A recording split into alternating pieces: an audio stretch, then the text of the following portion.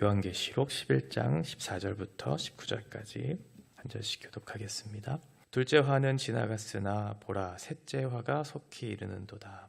일곱째 천사가 나팔을 불매 하늘에 큰 음성들이 나서 이르되 세상 나라가 우리 주와 그의 그리스도의 나라가 되어 그가 세세토록 왕노릇 하시리로다 하니 하나님 앞에서 자기 보좌에 앉아있던 24장로가 엎드려 얼굴을 땅에 대고 하나님께 경배하여 이르되 감사하옵나니 옛적에도 계셨고 지금도 계신 주 하나님 곧 전능하신 이여 친히 큰 권능을 잡으시고 왕노릇 하시도다.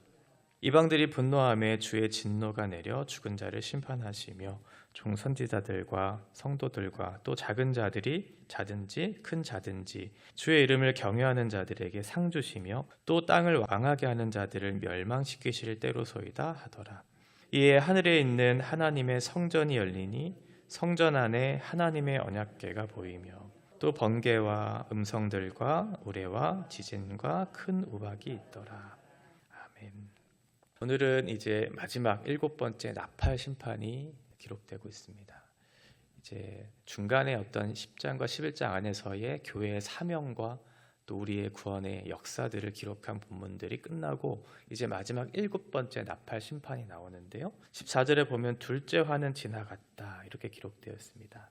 5번째 심판이 기록되었을 때 그것이 첫째 화라고 그렇게 기록되었었어요. 그러니까 둘째 화, 6번째 심판이 끝나고 나서 둘째 화 이렇게 기록이 됐고 이제 셋째 화가 속히 이른다는 것은 이제 7번째 심판이 이제 임한다는 거겠죠. 그래서 7번째 나팔 심판, 화가 이른다는 것. 그동안 하나님께서 여러 번 심판에 대해서 그렇게 경고를 했음에도 불구하고 그 심판의 메시지를 듣고도 그 나팔이 불 때까지 여전히 사람들은 회개하지 않았고 회개하지 않은 그 사람들이 이제 심판을 피할 수 없다.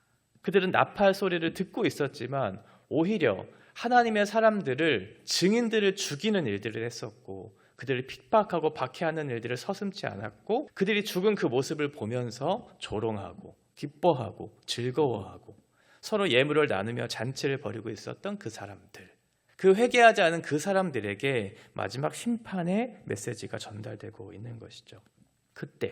그때가 언제냐면 하나님의 사람들이 죽었죠. 그런데 죽은 것으로 그치지 않았고 그 사람들을 살리시고 그들을 하나님의 보좌 우편으로 부르셔서 그리고 나서 이제 하늘 보좌에 앉아있을 그때, 그러니까 하나님의 백성들이 다 하늘로 올라가서 그 하나님의 부르심 이후에 7째 심판이 벌어지고 있는 것. 그러니까 이 마지막 심판의 때 경고의 메시지가 심판과 함께 이렇게 이루어지고 있는 것을 생각해 볼 수 있어요. 이미 이제 기회가 없는 거죠. 마지막 그 경고의 때가 지났기 때문에 그래요. 이 심판과 함께 어떤 일이 일어나는가? 이제 하나님의 나라가 이 땅에 임하는 사건들이 일어나기 시작합니다. 그동안은 세상의 나라가 하나님을 대적하고 하나님 없는 것처럼 자기 마음대로 그렇게 그 왕국을 구축했다면 이제는 더 이상 그런 일들이 일어나지 않을 것이다. 하나님의 나라가 이 땅 가운데 임할 것이다. 15절에 보면 7째 천사가 나팔을 불매 하늘에 큰 음성들이 나서 이르되 세상 나라가 우리 주와 그의 그리스도의 나라가 되어 그가 세세토록 왕노릇 하시리로다 하니 7번째 천사가 나팔을 불었더니 하늘에서 큰 음성 소리가 들렸어요. 이건 하나님의 뜻이 선포되고 있다는 거겠죠. 하나님의 뜻이 이 땅 가운데 이루어질 것을 말씀하고 있어요. 그게 무엇이냐면 세상 나라들이 우리 주와 하나님과 그리스도의 나라가 이 땅 가운데 임할 것이다. 세상 나라가 하나님과 그리스도의 통치가 이루어지는 그 땅으로 변화될 것이다. 이렇게 설명하고 있는 거죠. 죄와 심판이 가득한 나라, 구원의 기회를 거절했던, 회개하기를 거부했던, 하나님을 대적했던 그 나라, 증인들, 의인들, 하나님의 사람들을 박해하고 핍박하고 죽였던 그 나라, 이렇게 알이 실행되고 있는 그 상황을 보면서 즐거워하고 기뻐했던 그 세상의 모든 사람들, 그 세상의 모든 나라들이 심판을 피할 수 없을 것이다. 그리고 이 나라가 하나님의 나라로 변화될 것이다. 하나님의 나라는 하나님의 통치가 이루어지는 것이죠. 그러니까 하늘에서부터 큰 음성 소리가 들렸다는 건 하나님의 뜻이 이 땅 가운데 선포된다는 것이고 그 선포된 그 뜻이 하나님의 구원받은 백성들의 순종을 통해서 이 땅 가운데 펼쳐진다는 것이고 그 하나님의 뜻이 이루어졌을 때 하나님께서 영광을 받으신다는 그런 의미겠죠. 그러니까 이 세상 속에 하나님께서 당신의 통치, 왕권이 이루어지고 있다는 사실을 세상 사람들이 다 보게 될 거예요. 그래서 하나님께서 왕노릇하는 그 나라, 영원토록 세세토록 하나님께서 주인 되시는 그 나라가 이제 임할 것이다. 그때는 어떤 일들이 일어날까요? 하나님께서 왕노릇 하신다는 건 그의 자녀가 된 우리들도 그와 함께 왕노릇 한다는 의미겠죠. 지금은 지는 것 같고 죽은 것 같고 세상 사람들로부터 핍박을 받아서 과연 이것이 옳은가라고 하는 불신앙적 신앙이 우리 가운데 들어올 그때에도 우리가 포기하지 않고 성실하게 이 길을 걸을 수 있는 것은 하나님께서 우리에게 그 왕권이 이 땅 가운데 임할 것을 약속해 주신 것과 우리를 그 자리에 내버려 두지 않으시고 하나님과 같이 이 세상에 왕노릇하는 영광스러운 지혜를 우리에게 줄 것이기 때문에 그렇다. 그러니 이 세상에서 만나기 싫은 이해되지 않은 상황 속에서도 우리가 포기하지 않아야 하는 이유가 거기에 있어요. 세상은 자꾸만 우리를 좌절하게 하고 우리를 불안하게 하죠. 그러나 우리가 좌절하지 않고 불안해하지 않고 담대하게 믿음을 가지고 확신 가운데 지금 달려왔던 그 길을 포기하지 않고 걸어갈 수 있는 그 이유는 하나님께서 이 세상 가운데 하나님의 왕이 그 왕노릇 하시는 그 나라가 임할 것이기 때문에 우리도 그렇게 변화될 것이기 때문에 그렇다고 성경은 약속하고 있습니다. 그렇게 하나님의 통치가 이루어지는 그 나라는 과연 어떠한 모습인가? 16절에 보면 하나님 앞에서 자기 보좌에 앉아있던 24장로가 엎드려 얼굴을 땅에 대고 하나님께 경배하는, 그러니까 하나님의 나라는 어떠한 곳인가? 기본적으로 하나님을 경배하는 곳이죠. 엎드려 경배하는. 지금 이 세상은 온갖 우상들에게 그렇게 절하고 마치 그것이 이 세상의 왕인 것처럼 우리의 주인인 것처럼 우리는 그렇게 종노릇하며 살아가지만 그때에는 그런 일들이 단 한 건도 없는 오직 하나님만 경배를 받으시는 24장로들, 신구약에 모든 구원받은 백성들이 하나님만 경배하면서 그분의 통치를 바라는 그런 일들이 일어나게 될 것이다. 17절에 이르고 말하고 있는 것처럼 이르되 신앙의 고백을 하는 거죠. 하나님께 엎드려 경배할 뿐만 아니라 그분의 어떠하심을 우리 입술로 고백하기 시작해요. 이전에도 계셨고 지금도 계시고 장차 오실 그분이 우리에게 어떠한 일을 행하셨는가. 세상 속에 나타나는 여러 가지 현상들 속에서 과연 이것이 옳은가라고 하고 의심하고 그렇게 우리의 생각대로 그것들을 확정하려고 했던 우리에게 하나님의 어떠하심이 과거와 현재와 미래 속에서 나타난 것을 보고 이제 구원받은 백성들이 얘기하는 거죠. 우리 하나님은 이러한 분이십니다 라고 고백하는 거예요. 우리가 신앙의 고백의 형태로 하나님 앞에 고백했던 것처럼 하나님은 이러한 분이시고 하나님은 어떠한 일을 행하셨고 이 일들에 있어서 모든 것들을 반드시 이루시는 우리의 하나님이십니다 라고 그렇게 얘기하는 거죠. 감사하옵나니 옛적에도 계셨고 지금도 계신 주 하나님 곧 전능하신 이여 친히 그 권능을 잡으시고 왕노릇 하시로다. 이전에도 계셨고 지금도 계시는 우리의 왕이신 하나님 감사합니다.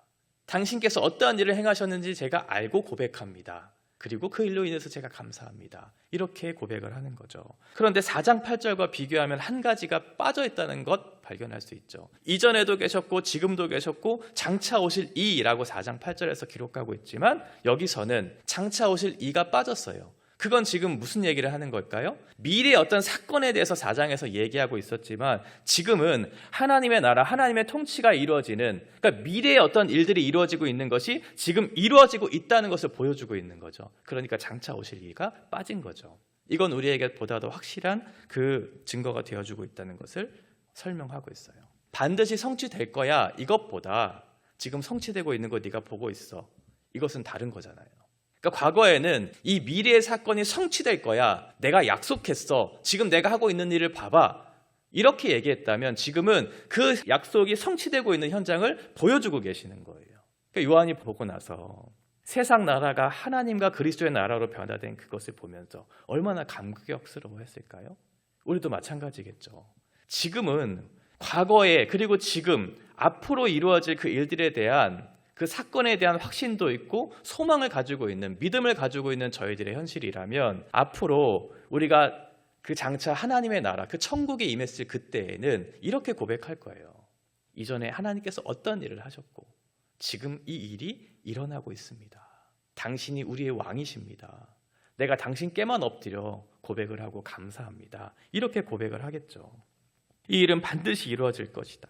18절에 보면 이방인들이 분노함에 주의 진노가 내려 죽은 자를 심판하시며 종 선지자들과 성도들과 또 작은 자든지 큰 자든지 주의 이름을 경외하는 자들에게 상 주시며 또 땅을 망하게 하는 자들을 멸망시키실 때로소이다 하더라. 첫 번째는 하나님 앞에 엎드려 경배하고 감사하는 일들, 예배하고 찬송하는 일들이 일어날 것이고, 두 번째는 이제 하나님의 정의가 심판 이루어지는 것을 설명해 주고 있어요.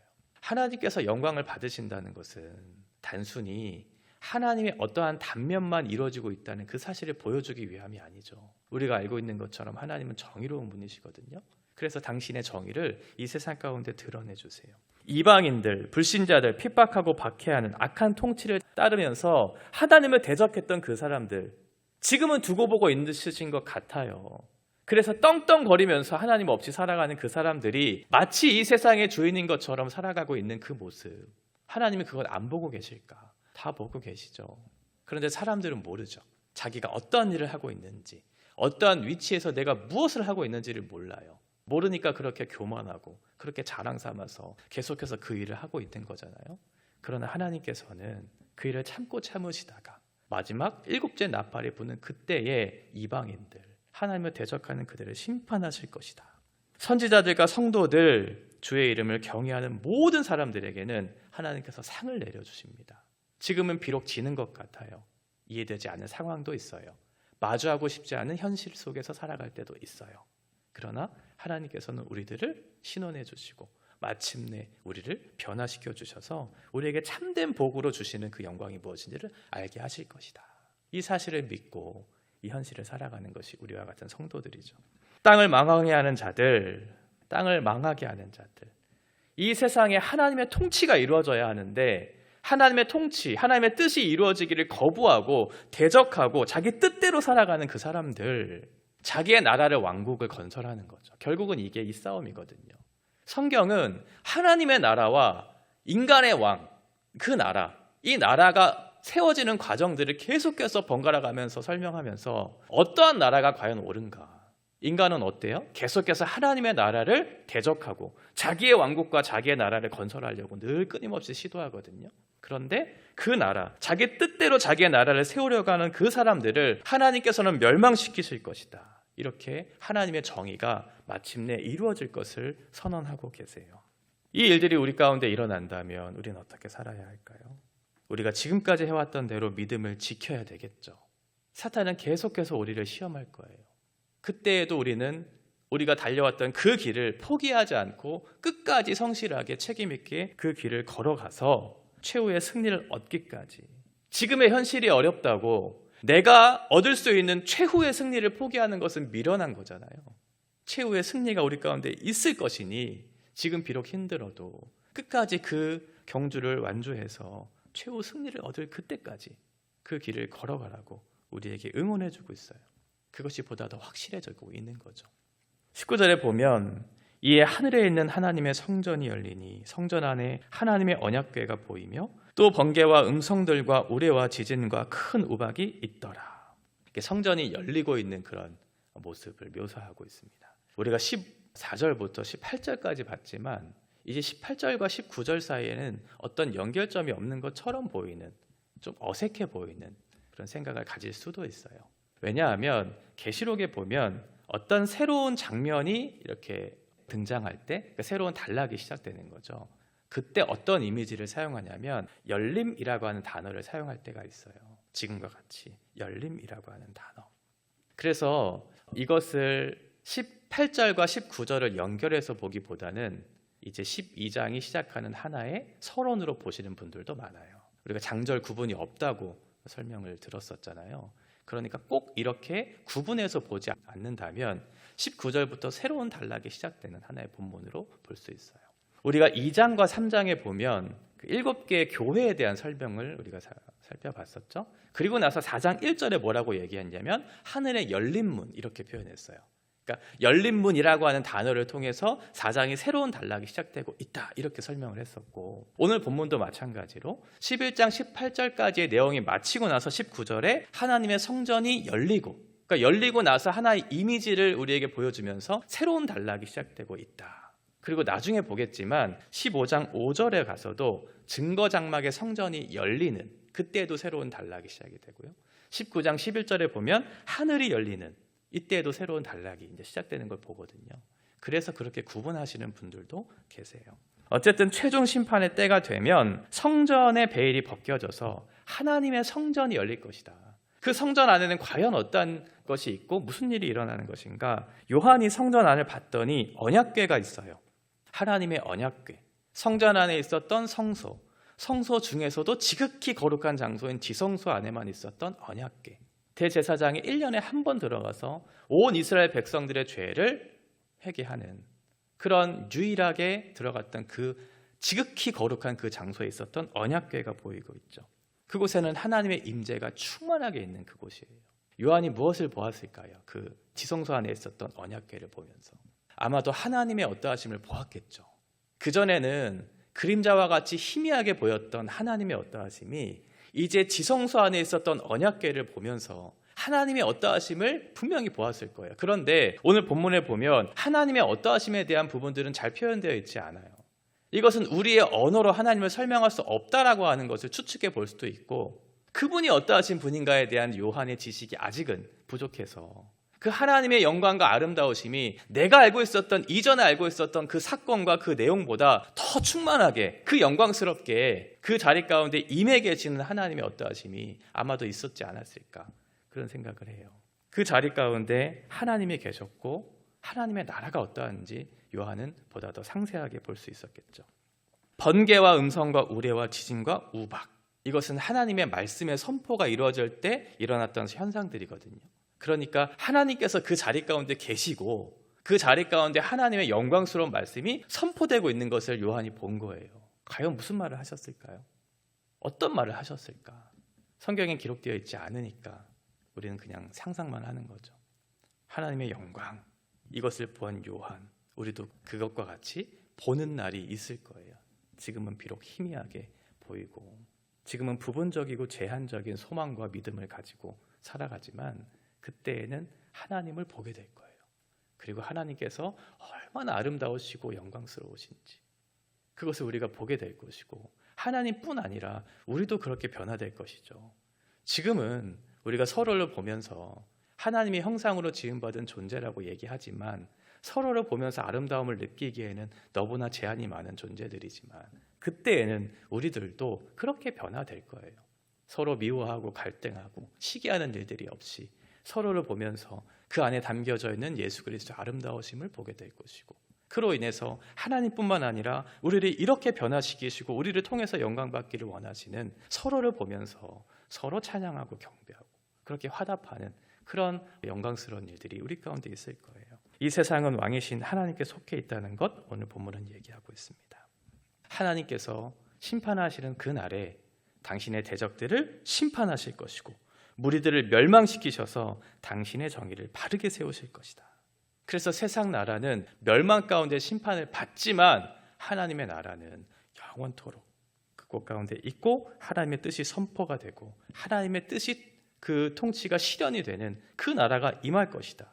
그때 하나님께서 왕노릇 하실 것이고 우리도 그 왕노릇 하는 그런 자가 되어서 하나님과 같이 기쁜 곳에서 영원토록 주님을 찬양하며 경배하게 될 것이라고 약속해 주고 있습니다.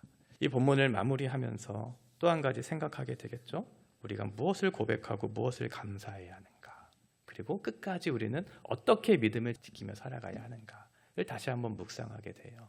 이 계시록을 통해서 먼 미래의 일인 것처럼 여기지만 마시고 현재 내가 이루고 있는, 내가 누리고 있는 그 하나님 나라의 백성으로서, 장차 이루어질 그 나라에 속한 백성으로서 이 땅을 하나님 앞에 그렇게 성실하게 살아가는 저 여러분 되시기를 바랍니다.